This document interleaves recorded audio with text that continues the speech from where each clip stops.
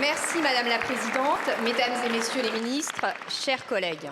Il y a 18 mois de cela, je découvre la soumission chimique à mon insu. Ce terme méconnu par nous tous s'est vulgarisé à l'occasion du procès dit des viols de Mazan. La soumission chimique est une forme extrême de trahison. L'utilisation d'une substance qui vise à vous anéantir, à vous contrôler et à vous faire perdre votre dignité. Face à cette terrible réalité, j'ai choisi de me battre pour que ce crime parfait puisse ne plus l'être. Pour que toutes ces preuves fugaces puissent être détectées grâce à de meilleurs réflexes, tant sur le plan médical, judiciaire et humain. Missionné par le gouvernement Attal avec la sénatrice Véronique Guillotin, puis renommée après la dissolution, nous avons rencontré 275 personnes, organisé 50 auditions, des déplacements en France et à l'étranger. Le constat est sans appel. Il faut faire de la sensibilisation et de la prévention partout. Accompagner les victimes avec exigence et humanité, optimiser le traitement judiciaire, ainsi que former tous les professionnels qu'il faut aider, par exemple en levant le secret médical tout en les protégeant avec une immunité. En facilitant l'accès à la preuve pour les victimes, en dotant mieux les unités médico-judiciaires et aussi en permettant partout un prélèvement immédiat aux heures profondes de la nuit comme le week-end par un mariage territorial avec un protocole national et des infirmières relais lorsqu'il y a une désertification médicale. Rien ne sera comme avant. Je dédie ce rapport à toutes les victimes. Alors, Madame la Ministre, ce rapport qui comporte 50 propositions, dont 15 applicables en 2025.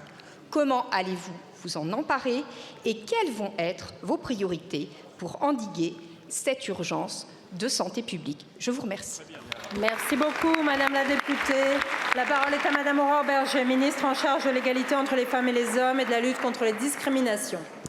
Merci Madame la Présidente, Mesdames et Messieurs les députés. Madame la députée Sandrine Josso, permettez-moi au nom de l'ensemble du gouvernement, mais je pense au nom de l'ensemble des parlementaires, vous saluer pour le courage personnel qui a été le vôtre et qui est toujours le vôtre, pour l'engagement que vous avez mis, pour non seulement alerter les consciences, dénoncer, dire et faire en sorte que plus aucune femme, plus aucun homme dans notre pays ait à subir ce que vous avez eu à subir.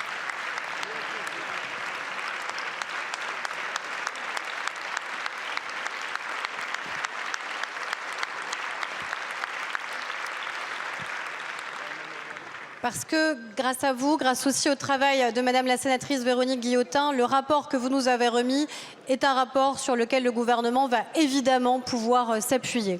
Pourquoi? Parce que, vous l'avez dit, les auteurs qui utilisent les soumissions chimiques pensent que c'est un crime qui peut être un crime parfait.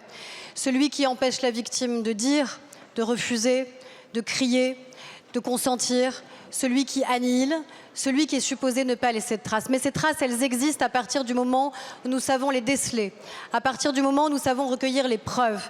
Alors nous allons former, et former massivement les professionnels de santé, notamment en lien avec le ministre de la Santé, Yannick Neuder, qui était à mes côtés hier pour recevoir le rapport. Nous allons alerter. Parce que j'appartiens à une génération où on a dit que les soumissions chimiques, c'était peut-être éventuellement la mauvaise rencontre dans une soirée, parce qu'on n'avait pas envie de voir que la soumission chimique, ça pouvait être à l'intérieur même de nos entourages, de nos familles. Et c'est ce qui a explosé au visage des Français pendant les viols de Mazan, c'est que les prédateurs, malheureusement, ils n'ont pas un visage type, comme les victimes n'ont pas un visage type. Et donc, nous allons alerter l'ensemble de la société sur les risques pour aussi qu'il y ait des alliés dans la société et donc mobiliser une grande campagne nationale, comme vous l'appelez de vos voeux. Et oui, nous allons enfin travailler, comme nous l'avons fait, je crois, avec courage, sur la question des violences intrafamiliales, sur la possibilité éventuelle de lever la question du secret médical à partir du moment où cela permettrait de protéger les victimes. Merci à vous et sachez que le gouvernement est et sera au rendez-vous. Nous n'avons pas le droit de vous décevoir. Merci beaucoup, Madame la ministre.